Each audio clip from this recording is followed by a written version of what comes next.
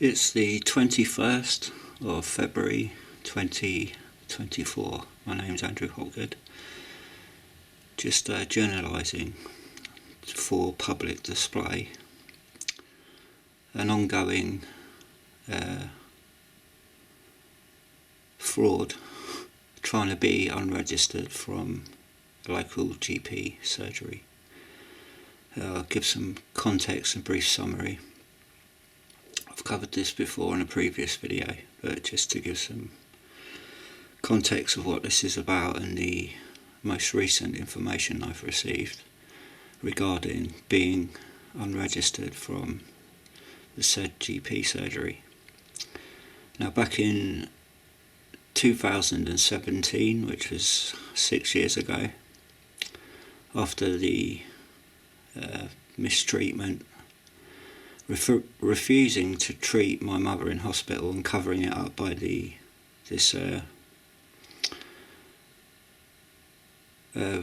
surgery, GP surgery in this practice,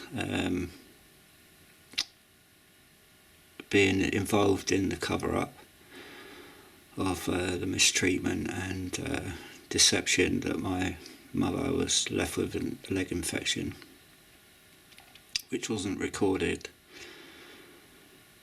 in hospital in the palliative care by the district nurses, but it was recorded when I called out a paramedic, and also when she was admitted into a charity-based palliative hospital, Phyllis Tuckwell, where she died. And it was recorded there that she had a serious leg infection, but there was no record previous to that in the hospital where she got the infection, because they refused to treat her. And that was from a wound caused by a bulbous bulging vein or artery, or I think it's a vein, come out the size of a tennis ball. And I took her to emergency doctor, which was my own GP, Dr. Fairbairn. She crossed her arms and contentiously said, "What do you want me to do about it?" And I just got up and walked out in disgust, took my mum home, deciding what to do to take her to the hospital. But that's when it burst. The dog knocked it, head-butted it, and it burst, and then I called an ambulance. In the hospital, they refused to hum and hard. They wouldn't listen to my input, and they just my mum had she just come out of hospital recovering from brain surgery. She had a tumour removed, and they stopped her medication abruptly, which caused her to be unable to speak. She had dysphasia, and as she was being admitted into hospital, I had to nip home to see my elderly father, and then I informed the hospital I'd be straight back. On my return, my mother was, as I left, she was being seen onto a ward, but on my return I caught a nurse at her bedside, saying that she'd refusing her medication, what my mum was trying to communicate, but she couldn't speak, so they stopped her steroids. She was frustrated and trying to explain that you mustn't stop her medication abruptly. And the junior nurse was writing down that she'd refused her medication, and I challenged her on that, said no, that's not the case. Communicated to my mum, because she couldn't speak, but I could communicate with her, and she was like thumbs up, shaking her head, yeah, that's what I'm trying to tell you. And they didn't do anything about it. They refused to allow me to see anybody in charge. They kept passing me off, and this went on for months. And they decided not to treat my mother. All it was a simple operation to put a latex bandage on her leg, and so she could heal, which they refused to do. And then they just passed her from one ward to another, not treating her, and in my absence, a psychiatrist come to her bedside because my mum couldn't speak and I wasn't there, and they weren't informed of my situation, that I would be there to speak to. I'd be back in literally an hour. They snuck a psychiatrist to interview my mum alone, and of course they concluded that she was incapable, so that immediately automatically gave the hospital lawful attorney, and I was the lawful advocate to my mum's care, and I was refused any consultation with the heads of any head consultancy. I kept it being passed off with junior doctors, arranging appointments with the head of care to resolve the concerns, and they just wouldn't turn up to the meetings that they said I was to wait, and they would come and see me, but they never turned up. So from that moment it just snowballed, and subsequently my mum was ignored. She was frustrated and crying and abused in the hospital, chained to her bed, and because she couldn't speak, which was intermittent, there were times where she could speak and she made her feelings known, but she was ignored, and people would just turn and walk away, and then they stopped treating her, bandaging her leg, and then she just deteriorated, and then they passed her to another ward where she got a serious infection, which they again refused to give her any antibiotics, and she just got worse, and I had to fight to get her out of hospital, which I did. And then on return, her GP was now the head matron of her palliative care, which was disgusting because she was the one who refused her any help in the first place. So it all went full circle, and the community nurses were lawfully obliged to bandage my mother's leg every day.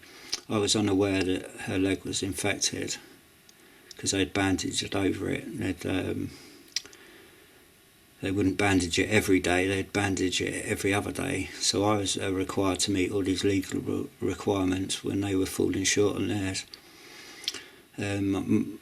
Subsequently, my mother collapsed on the floor. She slipped off the bed and I couldn't get her back into the bed on her own, so I called a paramedic. And they put a cushion under her, pumped her up and put her on the bed and give her a full medical, and revealed to me that my mum was in had a serious infection, her oxygen was low, and that she'd been neglected, and wrote me a full report, which was subsequently stolen. I hid it in a very secure place, and when the palliative nurse team come to collect their stuff, the phone rang, and I got an indirect threatening phone call alleging that I'd refused my mother medication, and the head of the district nurse team said, "Oh, you wouldn't do that, would you?"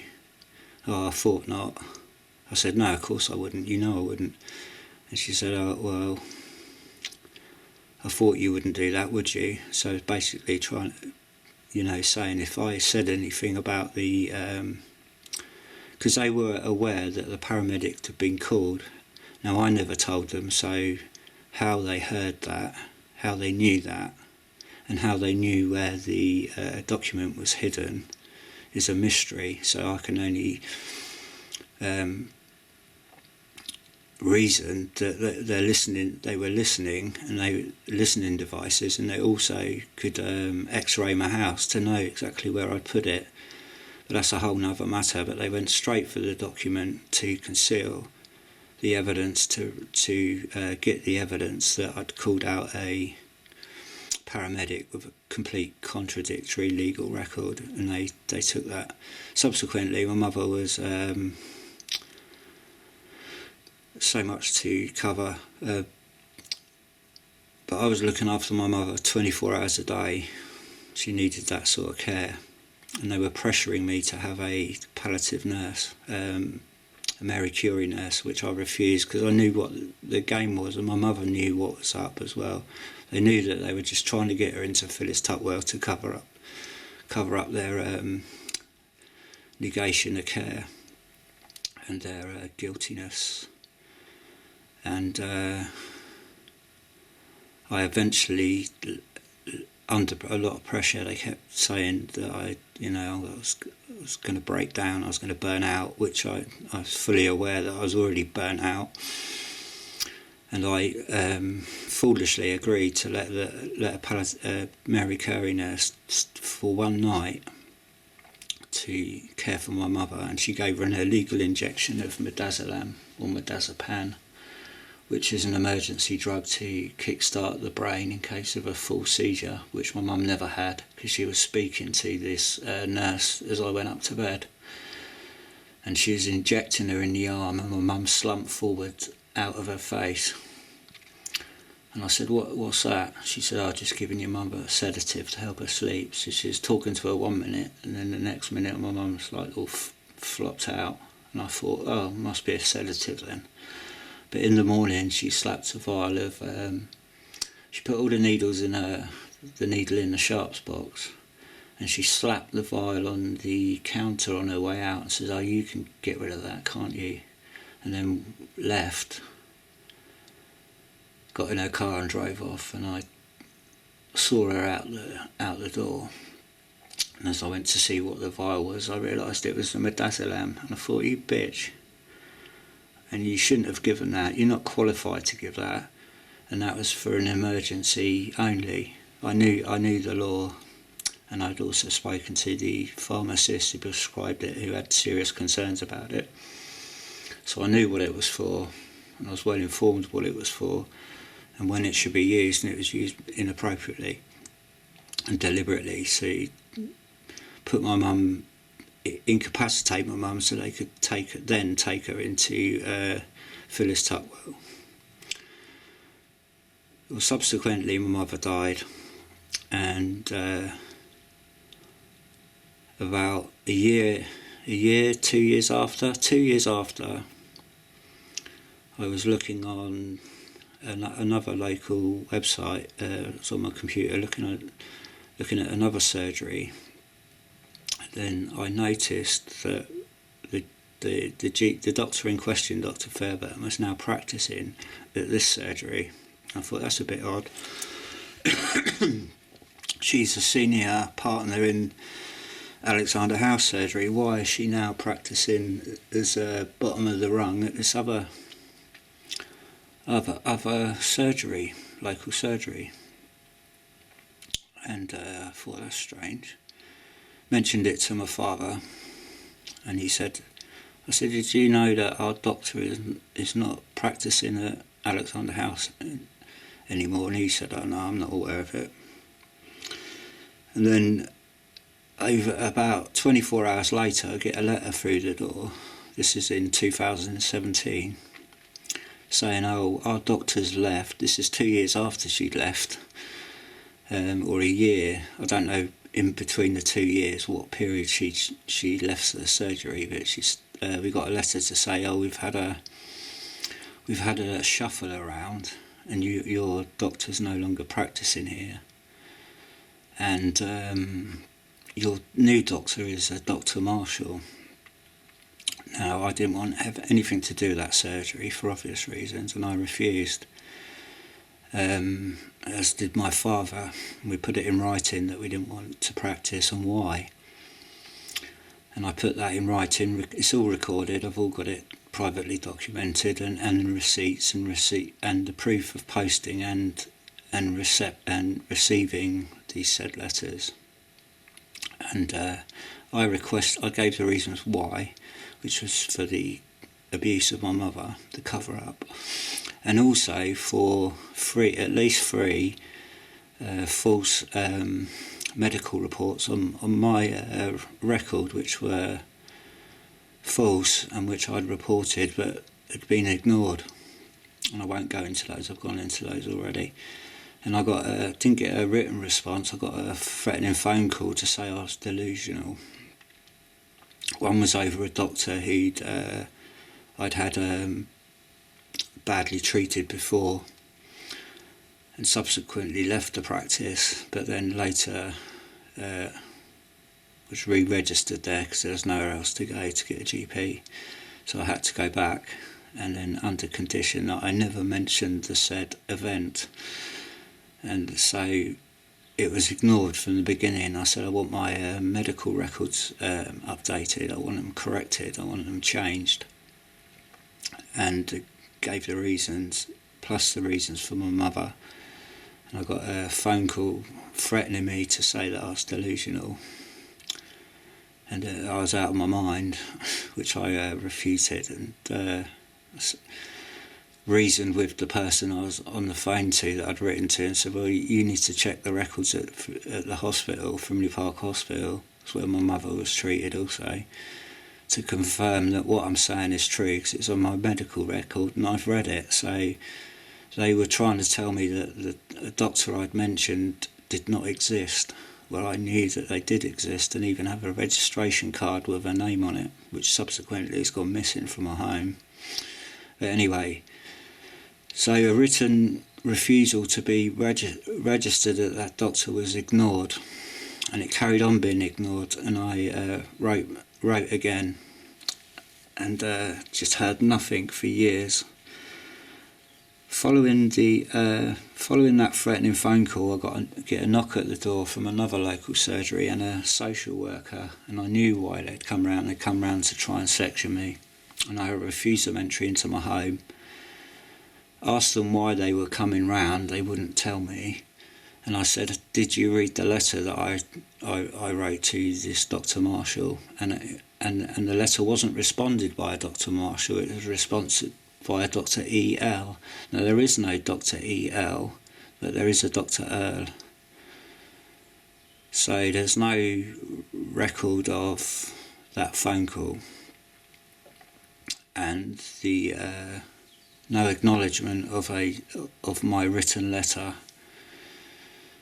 So these two people at the door, I said, well, have you read my letter? And they said that they had, and I said, well, why haven't you acted upon it? Because I wanted to be unregistered and have my medical record amended, corrected, and justly put straight. But they obviously, like the government, like the N.H.S, they take the position of active denial. They won't admit any wrongdoing, and they will bury their mistakes, literally. And they will cover it up, and they will carry on stubbornly ignoring and refusing to deal with the truth, unless you take them to court, which is I just don't really want to go through. It's too much anxiety, it's too much stress, but I might have to take that course of action eventually.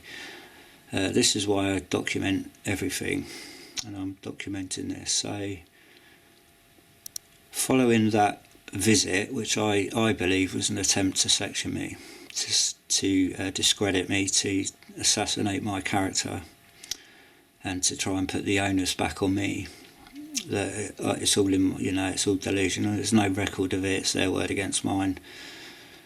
So I didn't hear anything for any written confirmation to say that my father and I had been unregistered from that surgery, and I left it at that, and I was still waiting for a response. During the pandemic, my father had a stroke. Was taken into hospital. That's another long story, but he was abused. I found him in bruises. I was refused any contact, and I had to fight to get into the hospital and to actually speak to somebody, because when he was taken in the ambulance, there was two people with the actual paramedic, and they said there's no room in the ambulance. And I said, well, I passed on all the relevant information, and I said, would you please get somebody to call and inform me of what's going on, so I can come in and visit my father and speak to somebody. They said, well, we don't pass on that sort of information. I said, what are you on about? You don't pass on that sort of information. So how do you do a handover? And you don't just turn up with a body and then let them work it out from scratch. And they had a digital handset. And I said, who's my registered doctor? And they said, Dr. L.E.L. And I said, there is no such doctor as Dr. E.L. at that surgery. And I said, I want that amended, and I also want you to tell the hospital that is not my father's doctor, and I don't want that person making any medical decisions on my father's behalf. And would you pass that on? And they said, we don't pass information. I said, what do you mean you don't pass information on? I said, would you get the hospital to ring me? They said, absolutely. I didn't get a phone call, I didn't get any, so I was phoning Frimley Park Hospital to find out where my father was, what state he was in, where he'd been admitted, but I kept getting cut off. And I called every hour, and I even spoke to the operator at the hospital, said, look, I keep ringing, keep getting cut off, and they said, well, I'll stay on the line until you get through to the relevant ward. I got through to the relevant ward and I was cut off again. And this went on for 2 weeks. Nobody rang me about my father's well-being, where he was, or anything. And when I did get through, I got a phone call. It's funny how I get phone calls from that end, but I could never get through. And I got a phone call from a social worker who's employed by the hospital to come in and assess the legal requirements of my father's care. And I spoke to that person, phoned me, and I said, look, they haven't contacted me. You've got contact with them. Would you please get them to phone me immediately? And they did. And I said, I want to know the well-being of my father. Gave his name. They said, there is nobody here in that name. I said, what do you mean? I've just spoken to the social worker. You know damn well that there is somebody there who's been admitted. And they denied that my father is even in the hospital. So I was being lied to. I thought, what on earth is going on here? And I said, look, if you don't tell me where my father is, I'm going to phone the police. And they said, oh, hang on a minute, he's just come out of the elevator. I thought, what absolute nonsense. You've been advised to lie and you won't admit it. And I said, right, I want to see my father immediately, and I want to come in and see him, and I want to know why has nobody phoned me? And when I did get to see my father, he's all covered in bruises, which I reported. And cut a long story short, I was gonna take my father out of hospital, and arrange to get a medical bed after his initial treatment, get a hospital bed put in the home. And that's what I was advised to do, and that's what I did. And I didn't have the energy or strength to do that, but I'd rather that than he'd die in hospital like my mother did. So I took the position of caring for him and arranging all the said arrangements with another independent body from the N.H.S who was arranging it. And then they kicked my father off the ward and moved him into a private home where they knew that they couldn't treat him because he was being drip fed, and they couldn't do that in a care home because they're not qualified. So on one hand, I was advised that if my father was admitted, taken out of the ward into a care home, they wouldn't be able to care for him, hence why they advised me to have him at home. But just to get him off the ward, this is the same people telling me two different things. To get him off the ward, they moved him into a private care home and then moved him straight back into a palliative care ward where he died, literally instantly. And when they phoned me to notify of his demise, and again I was denied any contact with him. I couldn't get through to where he was. So I was chasing up again the whereabouts of my father, expecting him to be released into my custody. So I was lied to there and refused to see him until the very last minute. They said, look, your dad's on his last. I said, well, why has nobody contacted me? I've been trying to get through to speak to somebody. What is going on? And all this has been done under my nose. And they said, oh, he's on his last, you better get in. And I said, well, this was on Christmas Eve. I said, well, I can't afford a taxi, I'm going to have to walk. So I walked into the hospital. When I got there and they led me to his bed, they didn't say he was dead And I saw him. I said, "Oh, is he asleep?" And they said, "No, he's dead." I said, "Well, why didn't you tell me that? Why didn't you tell me that on the phone?" And when I just walked into the ward, I thought I did. So it was all complete farce. It was disgusting. So on his digital register is a Dr. E.L. And I said, "There is no such doctor. There's a Dr. Earl." And so since that event, I've been trying to get off the digital register, because when my mum was being treated in hospital, we were put on it without involuntary put onto this digital system. We had to unregister to get off it. And I forgot to do it. I forgot to fill out the form to say we didn't want to be put on that digital system. So I'm fighting to get off it, and for good reason, because they can put on whatever they like on it. And this Dr. E.L. doesn't exist, and E.L. is the Babylonian Baal. This is a hyphening for that. It's an abbreviation of Baal, which is Baal worship, and there is no Dr. E.L. And I believe that they use that as just as a cover. So I just want to make note of that. There is no Dr. E.L. There's a Dr. Earl. So they can deny that it's all in my head. Change the digital register to say that was never on there in the first place, and I was delusional. That's my feeling and suspicion. So when I mention it, they can deny it, and there's no written record of a Dr. E.L., but there is a Dr. Earl, and that's the one I believe threatened me on the phone, not the Dr. Marshall who I requested to be unregistered to. So, didn't hear anything. 2 years after a year after those two doctors came round, this is going back to after my mother's death, I got a phone call on Christmas Eve to say I'd been advised to a mental health emergency team, and I said, "Well, who's done that and why?" And they said, "This surgery." And I said, "Well, I'm not registered.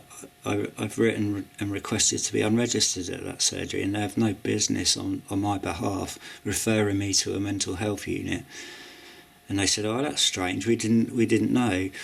And I said, "Well, would you adjust that record, please, because they're not my doctor and they do not speak for me." And I said, if I needed a mental health emergency, I wouldn't trust the N.H.S, and hung up. And I haven't heard anything since that date until recently, which is I'll get to these letters. So there's a brief. That's the context why I didn't want to be registered to that surgery, because of their foul practice and their deliberate, willful denial of any wrongdoing, and their unwillingness to unregister me for the true reasons. So that's obviously been a bane for them, because I'm registered to them, but I refuse their care. Even if I was in an emergency, I would refuse their care. That's how serious, that's how strongly I feel about the N.H.S. These wonderful, wonderful people. I'm not saying there isn't wonderful people in the N.H.S, but the administration and the authority are wicked, and they are evil, and they're a concision of well-oiled practice of covering up the deaths of thousands. When my father died and when my mother died, the coroner said to me, "Is there any concerns you have?" And I said, "Yes, I have a concern." This was regarding my father. This was on the phone. I said, "I have some serious concerns about my father. He was bruised. I was refused to see him, and also they lied to me about him ever being on there." And they said, "Oh, I don't care," and hung up the phone. So that's the sort of treatment. Stamp out. This is the coroner stamping out my father's life. I reported this to my MP. He said he'd look into it. And then he got back to me and said, "Oh, the hospital have looked into it. There's no problem." I said, "What do you mean there's no problem? You've got their own people to police themselves. Of course there's not going to be a problem. So it's down to me to challenge the government that actively deny any wrongdoing, and they leave it down, all the onus on the individual, and I'm on my own to sue them. And then I've got no legal evidence because it's been covered up, written over, and any legal evidence I did have was removed from my property and stolen by the said practice. So this is the sort of thing that goes on. This is why I'm publicly documenting it and pending further what steps I will further take after this. Now, last November I got this letter through the post, and this is so they've not acknowledged that I want to be unregistered. They've simply written over to take authority that they're going to be the ones that they want to unregister me without admitting that they've done any wrongdoing. So I get this letter: Dear Mr. Hopwood, we've been advised by the Health Authority that the post has been returned to them undelivered. Would you please confirm that your address is correct by signing and returning the slip at the bottom of this letter? Please indicate if your address has changed. If we do not hear from you within 1 month, then we assume that you have left the area and ask the Health Authority to deduct you from our list. Yours sincerely, Dr. Watson Partners. Well, I didn't fill out the slip, but I did reply within 1 month a letter, which I've recorded, documented, and got receipt for. And I explained in the letter what I've just explained, why I originally wrote and requested to be unregistered, which was again ignored. I didn't hear anything back from the practice, and I wrote my all the anxiety it caused me and stress, and leaving me registered to a doctor that I wasn't complicit with, and how disturbing that is to have somebody have authority over you when you've refused their care and there's no legal record of it. And I expressed all this in the letter, and I didn't hear anything. I said, you can go ahead with unregistering me, fine, which I've requested in 2017, which you've ignored, and I didn't get any response whatsoever. So I just had to regurgitate all this over and over and over again. But I took the trouble to re-express my feelings and concerns, but that was ignored. So I didn't. Then, following that, so they've said that, advised by the Health Authority that post has been returned. I explained to them that if post had been returned, that's a matter for the post office, and if it was assigned for delivery and I wasn't in, they would have posted something through the letterbox to say that they'd been called round and had some important mail for me to receive. There was no such letter, because it's all lies.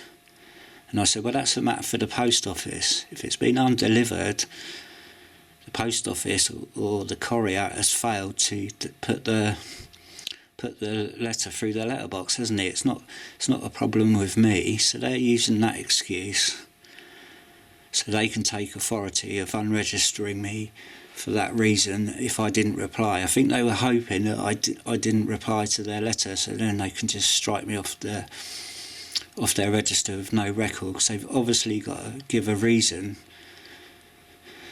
why they're unregistering me. So they wrote to the health. Here's another letter I received from registrations department, dated 12th of December. So they've ignored my request again, and they've given another reason.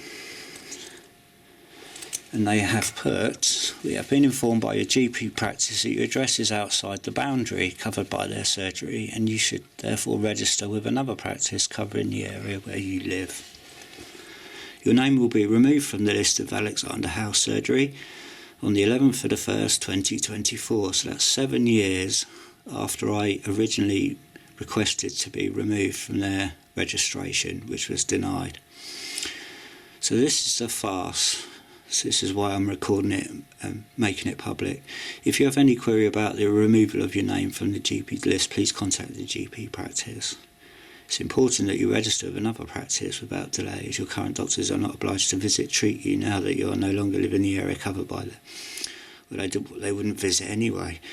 You can approach any GP practice to register, and a list of GP practices in your area can be found at blah blah blah services near you. If you are unable to gain acceptance onto the doctor's list, please contact your local N.H.S England area team in writing or by email, giving the names of the doctors you have approached, and we'll be able to assist you in securing registration. Should you require medical treatment advice whilst not registered, please contact the nearest available surgery. Yours sincerely, Registrations Department, Primary Care, England, Support England.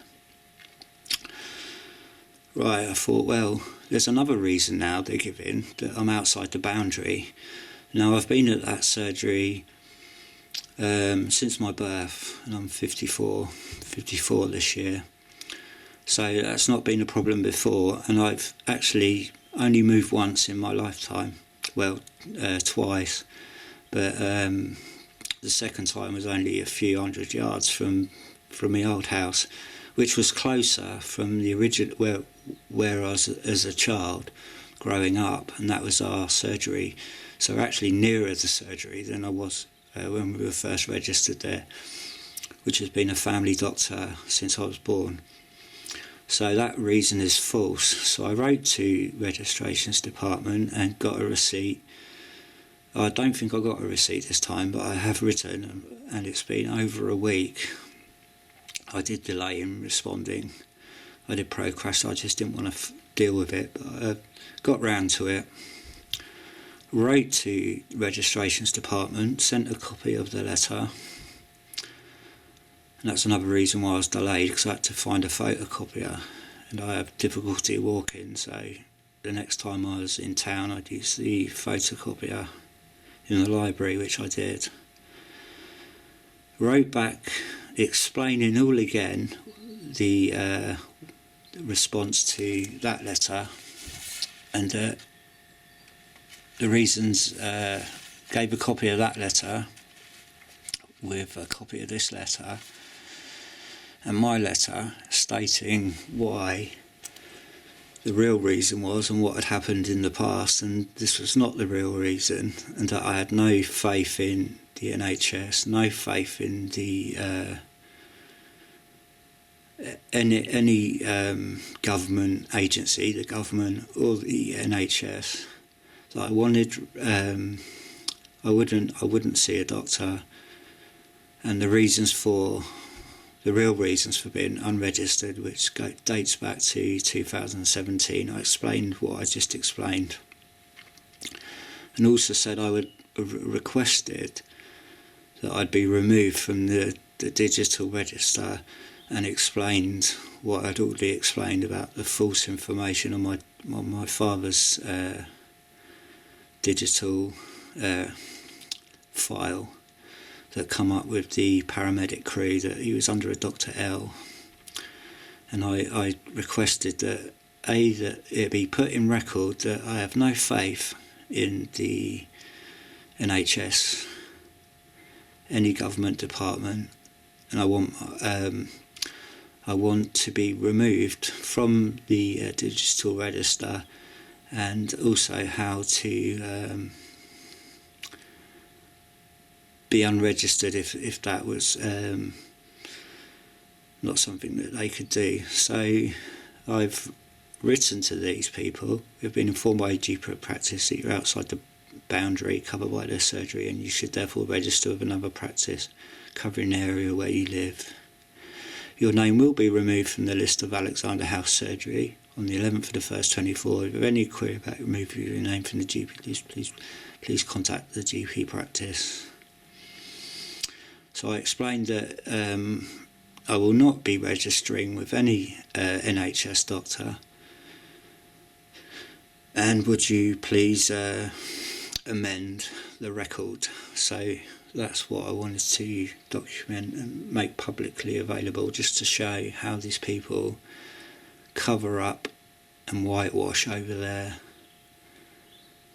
their denial, active denial in actually dealing with true concerns and issues, and how they ignore people and bury them under a pile of lies, which is traumatising for me because I suffer from trauma-induced dissociation and post-traumatic stress, and one of the things that really aggravates that is lies, because it was all lied about, the original trauma within my own circumstances. So being lied to just aggravates that early wounding of being lied to and being a dirty little lie, and then being denied any help.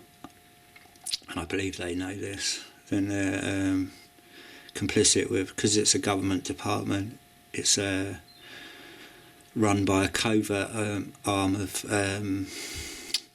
administration, which is all linked to the security services. So this is how they know everything that's been going on, how they knew I was on the website visiting and discovering that my doctor was no longer practicing where she was a senior partner, how they knew where to get the paramedics' full medical report, overturning all their reports that there's nothing wrong with my mum's leg, it wasn't infected, and so forth and so forth. So that there's a overarching hierarchy that runs the N.H.S department, and unbeknown to all the good people in it, among all the bad people in it. So it's a cover-up, and it's a farce, and it's fraudulent. So that's why I'm documenting this update. I've documented this in a previous video, which I believe is on my is on my YouTube site, and I put this on as an addition to the cover-up, just to publicly show that how they operate, how they lie, how they cover up, how it's all lip service, they speak out of both sides of their mouth, and how criminal it is, along with our criminal government and our criminal royal family, who wink at all these things and live out this public fake image that they're holier than thou. They're hypocrites and liars and wicked people. And this just breaks through the illusion and the facade of the whole practice. It's criminal, and how they defend it, virulently defend. They point at any good practice and say what wonderful people they are, but they ignore the majority of the bad practice, how they can stamp people's lives out and cover over vulnerable people who are on their own, who don't have another witness at their side to back them up. So they just bury the people in the gutter, in the wine press, and conceal it from the public's, the general mainstream media and the public's attention, how they cover it up with a media mirage and control the narrative and conceal their crimes. And this goes on a regular basis. Just look at the post office scandal, and it isn't the greatest miscarriage of justice, it's one of the greatest miscarriages of justice. It just shows you how they cover it up. It's what all the injustices that don't come to light, that people haven't had the means to fight and get their stories heard, because they're preyed upon by security services and targeted and destroyed. I'm currently, for the last nearly 20 years, been targeted with electronic weapons in my home, sounds, ultrasound, and currently being aggravated by all these covert technologies by the social security services and their subcontractors to silence people. That they speak about all the communists, how they killed their opposition. But what Great Britain won't admit is they do exactly the same. They just do it a bit more subtly. They do it covertly. They silence the opposition to anything that's unjust, and they want to keep it out of the public's attention, out of the mainstream public awareness. That they silence all their opposition, threaten them with the concision and the leaving of people who go along with it, who are too frightened to speak out because they get told they'll be sacked, or they're pressured, peer pressured to shut up, keep their mouth shut, otherwise they'll lose their job. And any truth is silenced. Any opposition is silenced, it's attacked, it's common sense, common knowledge. People can see the obvious, the way these people silence people against any injustice. And I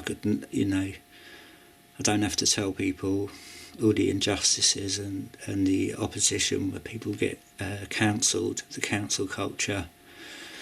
And our King of England is the king of woke and diversity culture, which is exclusive of truth and any objective opposition to lies.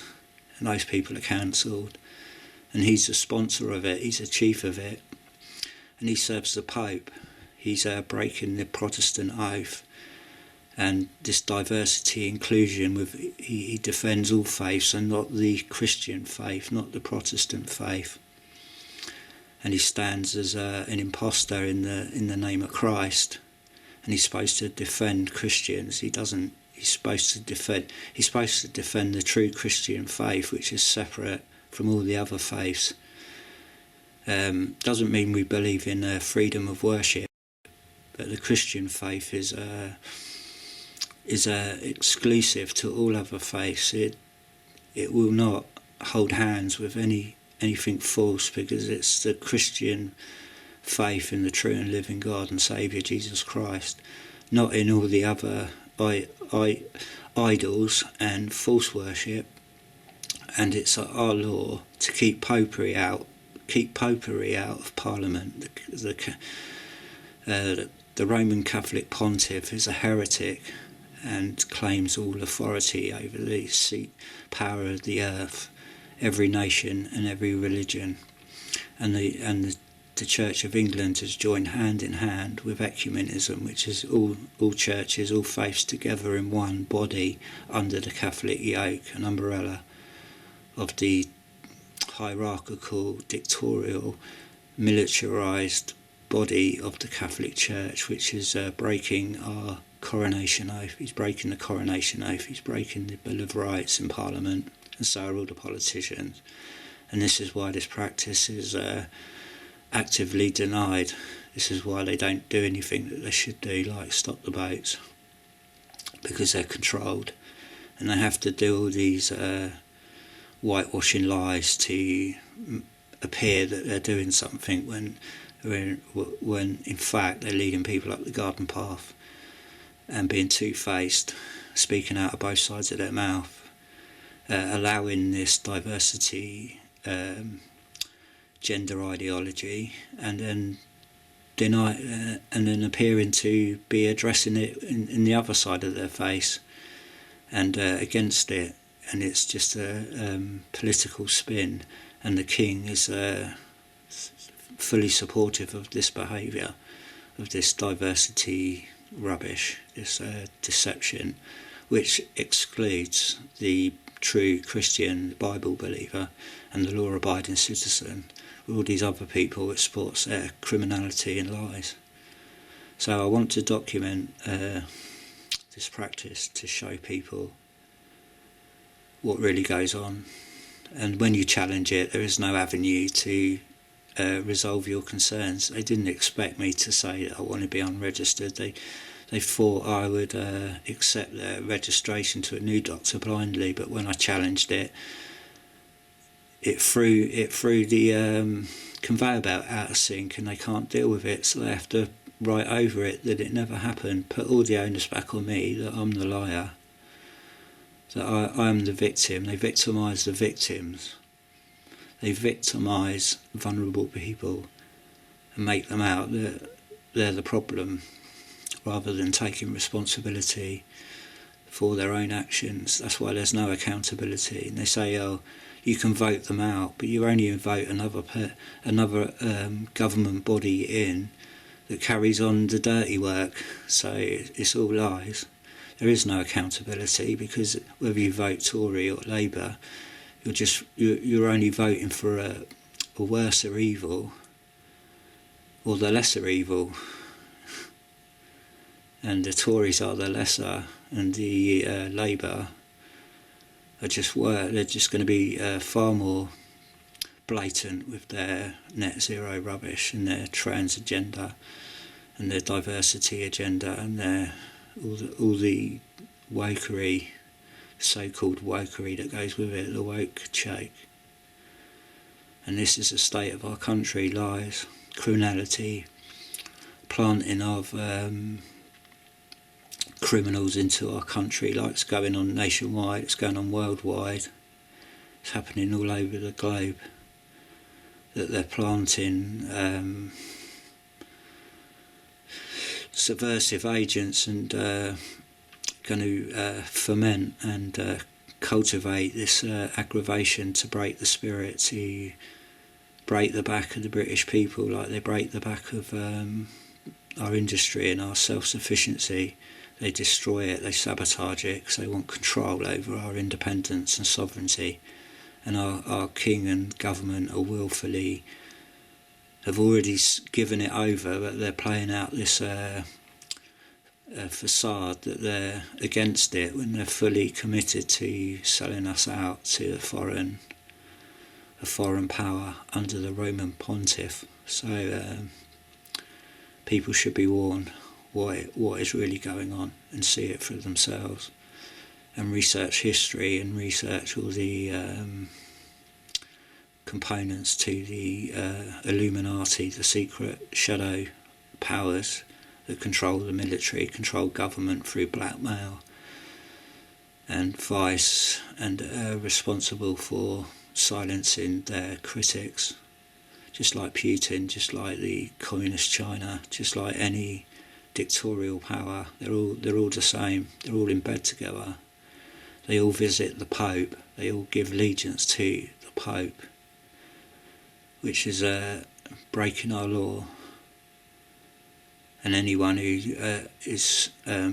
denies it or supports it is also helping the yoke of iniquity by not doing anything, when bad things happen when good people don't do anything. This is what is happening in our country. And then the good people that do are in the minority, and they get silenced, they get persecuted, they get targeted, they get put on a list. And so be warned. And I'll close there. In the name of Jesus Christ, our Lord and Saviour, amen.